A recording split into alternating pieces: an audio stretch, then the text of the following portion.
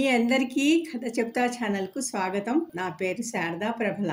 భారతదేశంలో అనేక కోటలున్నాయి. వాటి గురించి చాలా గొప్పగా చెప్పుకుంటుంటారు. ఎందుకంటే ఒక్కొక్క కోట ఒక్కొక్క రాజు శౌర్యానికి వాళ్ళు ఎలాగ శత్రువుల నుంచి కాపాడుకోవడానికి ఆ కోటలు కట్టారు. ఆ కోట గురించి తెలుసుకున్నప్పుడు మనకి అర్థమవుతుంది. ఇలా అనేకమైన కోటలు భారతదేశంలో ఉన్నప్పటికీ కొన్ని కోటల్లో మనకి కొత్త విశేషాలు చాలా కనిపిస్తాయి. అంటే వాళ్ళు ఎంత ఆలోచించి అలా కట్టారు, ఆ దాడుల్ని ఎలా ఎదుర్కోవాలి, వాళ్ళు రాకుండా ఎలాగా ఆ కోటల్ని నిర్మించుకోవాలి, ఇలా ఎంతో ఆలోచించి ఆ కోటలు కట్టినట్టుగా కనబడుతోంది.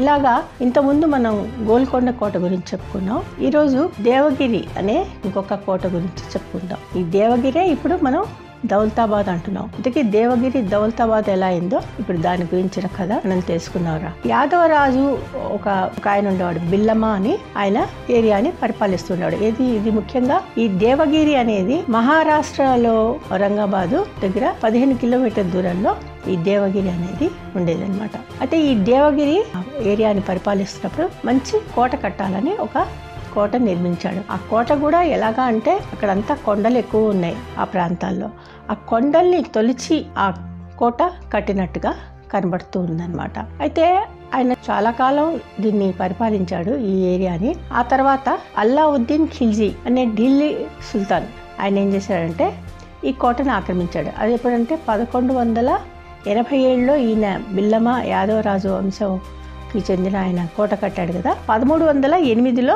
అల్లావుద్దీన్ ఖిల్జీ ఈ కోటని ఆక్రమించాడు అనమాట. అయితే ఈ అల్లావుద్దీన్ ఖిల్జీ ఏరియాని పరిపాలించి కోటని తన ఆధీనంలో ఉంచుకున్నాక కొన్ని రోజుల తర్వాత మహమ్మద్ బిన్ తుగ్లక్ అతను కూడా ఢిల్లీ సుల్తానే. అతను ఈ కోట మీద అతనికి ఇంట్రెస్ట్ కలిగింది అనమాట. అంటే ఏంటి, ఇది యాక్చువల్గా వాళ్ళు ఉండేది ఢిల్లీలో, కానీ ఇది మహారాష్ట్రలో ఉంది. అంటే ఎందుకు ఇంత దూరం ఈ కోటని తను కూడా ఆక్రమించుకోవాలి అని, అయితే ఇక్కడ ఉండాలి, ఈ ప్రాంతంలో ఉండాలి అని ఎందుకు అనిపించిందంటే అక్కడ ఆ చుట్టుపక్కల ఢిల్లీ ఆ ప్రదేశాన్ని అతను పరిపాలిస్తున్నప్పుడు తుగ్లక్ మంగోలియన్స్ వాళ్ళ అటాక్ ఎక్కువ ఉండేదన్నమాట. వాళ్ళు ఎక్కువ దాడులు చేయడం ఈ ఢిల్లీ సుల్తాన్ మీద అది చాలా ఎక్కువగా ఉండేదన్నమాట.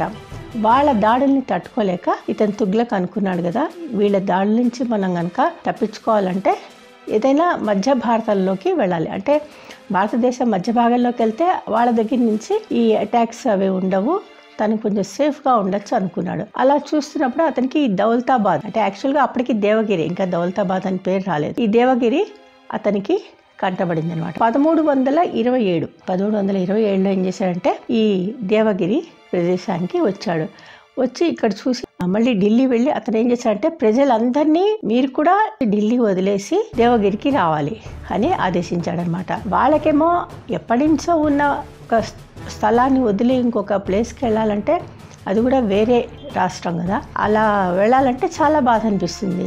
తర్వాత అది చాలా కష్టమైన ప్రదేశం, అంత దూరం ప్రయాణం చేసి వెళ్ళాలంటే అనేక కష్ట నష్టాలు కలుగుతుంటాయి. అయినా కూడా రాజుగారి ఆదేశాన్ని వాళ్ళు తిరస్కరించలేరు. కాబట్టి ఇంకా వాళ్ళకి ఇష్టం ఉన్నా లేకపోయినా వాళ్ళందరూ ఏం చేశారంటే ప్రజలు దేవగిరికి షిఫ్ట్ అయ్యారనమాట. అయితే ఆ దేవగిరి అన్న పేరు మొత్తానికి అతను ఏం చేశారంటే దానికి దౌలతాబాద్ అని పేరు పెట్టాడు. అతని ఉద్దేశం ఏంటంటే అది సిటీ ఆఫ్ ఫార్చ్యూన్, అంటే అదృష్టానికి చిహ్నంగా నగరాన్ని అతను అనుకున్నాడు అనమాట.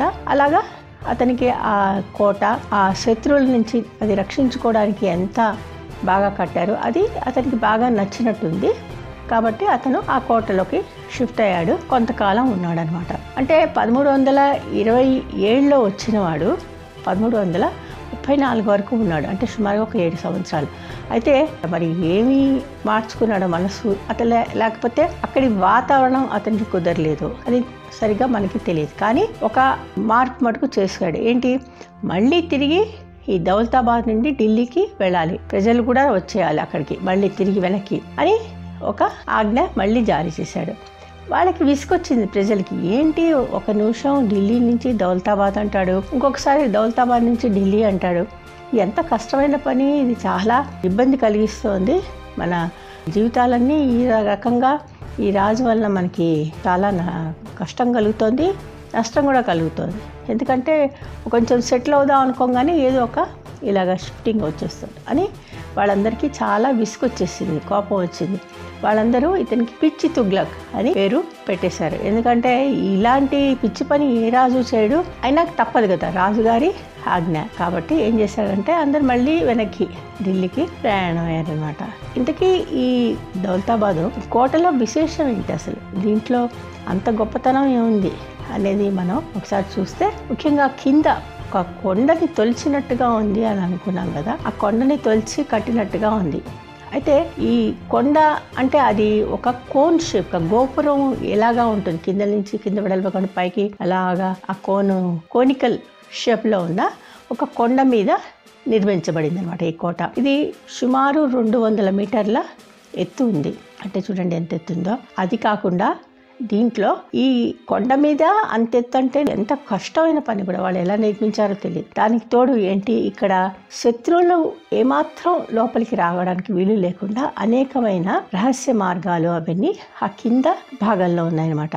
అంటే గుహలు లాంటివి. అవన్నీ చాలా చీకటితో కూడింది అనమాట. అంటే అదివరకు వాళ్ళు ఎలాగ కాగడాలు పెట్టుకుని వాళ్ళు బహుశా వాళ్ళు అలా ఉపయోగించుకునే వాళ్ళేమో, ఏ రకంగా ఉపయోగించే తెలియదు, కానీ అవి రహస్య మార్గాలుగా ఉండేవి. అయితే ఇప్పుడు మనం చూడాలి అంటే మటుకు మనం చాలా చీకటిగా ఉంటే లోపలికి వెళ్ళడం కూడా కష్టం. ఎవరైనా గైడ్ సహాయంతో మనం వెళ్ళి చూడొచ్చు. కానీ వాటి లోపలంతా గబ్బిలాలు, ఈ బ్యాట్స్ అంతా ఉండి చాలా వాసన అది ఉంటుందన్నమాట.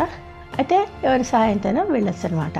కానీ కోట పైకి వెళ్ళడానికి పక్క నుంచి మెట్ల దారి ఉందన్నమాట. ఆ మెట్ల దారి, అది కోట చాలా ఎత్తైంది కాబట్టి ఆ మెట్ల దారి ఎన్ని మెట్లెక్కినా అలాగా వెళ్తూనే ఉంటాం అనమాట. అంటే అంత ఎత్తులో ఉంది. అది కాకుండా ఈ మెట్లు ఎలాగా నిర్మించారంటే చాలా జిగ్జాగ్గా, వంకర టింకరగా, అట్లా శత్రువులు తికమకపడి ఎటు వెళ్తున్నామో తెలియదు, కోట పైకి వెళ్తున్నామా కిందికి వెళ్తున్నామో కూడా తెలియదు, అలాగా వాళ్ళు నిర్మించారనమాట ఆ మెట్లని. కాబట్టి మనం ఇప్పుడు ఒక చోట నుంచి దారి పైకి వెళ్తోంది అనుకుంటే అలా ఉండదన్నమాట, ఇంకొక పక్క నుంచి ఉంటుంది. అది కొంచెం మనం తెలుసుకుని వెళ్ళేటప్పటికి ఇప్పుడైతే మనం మామూలుగా వెళ్తాం, కానీ నిజంగా శత్రువులు వస్తే వాళ్ళకి అర్థం కాదనమాట, ఎటు వెళ్తున్నామో, పైకి వెళ్తున్నామా కిందికి వెళ్తున్నాం. అంటే ఒకటే ఒక ఎంట్రన్స్ ఉందన్నమాట. అలానే మళ్ళీ బయటికి వెళ్ళడానికి దారి లేదు. కాబట్టి అదంతా చాలా శత్రు దుర్భేద్యంగా వాళ్ళని తికమక పెట్టడానికి కట్టారనమాట. ఇంకా ఈ మెట్ల దారికి పైకి వెళ్ళే దోవలో అయితే చిన్న ఇరుకైన వంతెన ఉందన్నమాట, బ్రిడ్జ్ లాంటిది. వాళ్ళు ఏం చేసేవాళ్ళంటే ఒకవేళ ఎవరైనా శత్రువులు ఇవన్నీ దాటుకుంటూ పైకి వచ్చినా కూడా ఆ వంతెన మీద మంటలు పెట్టేసేవాళ్ళు. బాగా పొగ ఇవంతా వస్తుంది కదా, వాళ్ళు శత్రువులు పైకి రావడానికి అవకాశం ఉండేది. అలాగే కొంత దూరం పైకి వెళ్తే ఒక పెద్ద ఫిరంగి, ఆ ఫిరంగి కూడా ఉంది. అది పైనుంచి ఆ ఫిరంగిని వాళ్ళు ఉపయోగిస్తుండేవాళ్ళు అనమాట. తర్వాత ఈ కోటకి మామూలుగా అన్ని కోటలకు కూడా కోట చుట్టూరా కందకం అనేది ఉంటుంది. అంటే చుట్టూరా నీళ్లు ఉంటాయన్నమాట, చాలా లోతుగా. ఆ కోట చుట్టూరా ఆ నీళ్ళల్లో మొసళ్ళని వాళ్ళు పెంచుతారు. ఎందుకంటే ఎవరైనా శత్రువులు ఆ కందకాన్ని దాటుకుని లోపలికి వెళ్ళాలి అనుకున్నా కూడా ఆ మొసళ్ళు వాళ్ళని చంపేస్తాయి అన్నమాట. కాబట్టి ఆ కందకం దాటడం కూడా కష్టమే. ఇంకా చెప్పాలంటే ఆ కోటకి మామూలుగా తలుపులు ఉంటాయి, కోట తలుపులు. ఇదివరకు రోజుల్లో ఏం చేసేవాళ్ళంటే డైరెక్ట్గా వెళ్ళడానికి కుదరకపోతే కోట తలుపుల్ని పగలకొట్టుకుని ఏనుగుల సహాయంతో, ఆ ఏనుగులు వాటి ఊపురాలతో ఆ కోట తలుపుల్ని పగలగొట్టేవి, అయితే కోట గోడల్ని పగలగొట్టేవి. అలా చేయడానికి వీలు లేకుండా వీళ్ళు ఏం చేశారంటే ఆ కోట తలుపులకి ఇలాగా ప్రొజెక్షన్స్ లాగా అనమాట, అంటే ఇనుప ప్రొజెక్షన్స్ పెట్టారంటే కొంచెం ఇలా మేకులాగా చాలా సూది మనలాగా ఉంటాయి. అవి ఏమాత్రం ఏనుగులు వాటిని తొయ్యాలని ప్రయత్నం చేసినా వాటికి చాలా హాని కలుగుతుంది. అవి పాపం చనిపోవడానికి కూడా అవకాశం ఉంటుంది. ఇంకా కోట గోడలు అవి ఎట్లా ఉన్నాయంటే తాబేలు మూపురం చాలా నున్నగా ఉంటుంది.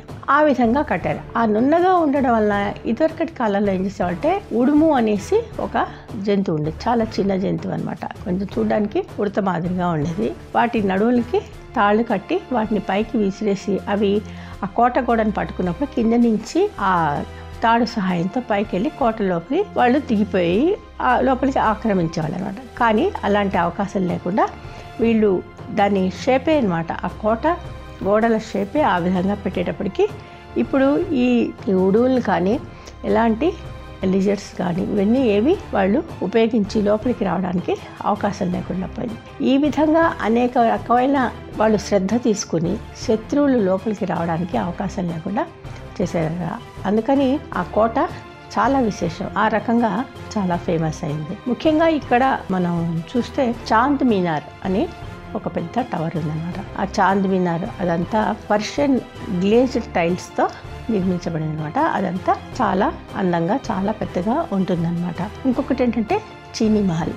ఈ చీనీ మహల్ కూడా చాలా బాగుంటుంది. ఇక్కడ ఔరంగజేబు తర్వాత కాలంలో ఈ గోల్కొండ తానిషా ఉంటారు కదా, ఆయన చివరి తానిషాని చాలా కాలం ఇక్కడే బంధించి ఉంచాడని చెప్పుకుంటారు. ఈ విధంగా దౌలతాబాద్ కోట అన్ని విశేషాలతో కూడిందనమాట. అందుకని తప్పకుండా మనం ఈ దౌలతాబాద్ ఫోర్ట్ ని చూడాలరా. పైకి వెళ్ళాక పైనుంచి మొత్తం ఔరంగాబాద్ పట్టణం అంతా మనం చూడొచ్చు. ఈ ఔరంగాబాదుకి ఈ దేవగిరి మన దౌలతాబాద్ ఫోర్ట్కి మధ్యలోనే ఎల్లోరా కేవ్స్, ఎల్లోరా గుహలు ఉన్నాయి. అవి కూడా కొండలని తొలిచి వాళ్ళు లోపల చాలా చక్కటి శిల్పాలను చెక్కారనమాట. అవి కూడా చాలా అందంగా ఉంటుంది. అలాగే అజంతా గుహలు కూడా ఉన్నాయి. అజంతా గుహలకి లోపలంతా మంచి పెయింటింగ్స్ అవి కూడా ఉన్నాయి. అవి కూడా మనం వీటిని చూడొచ్చు అనమాట. ఆ రకంగా ఈ దౌలతాబాదు చాలా ఫేమస్ అయింది. కాబట్టి దౌలతాబాదు మనం ఒకసారి తప్పకుండా చూడాలన్నమాట. సరేనా?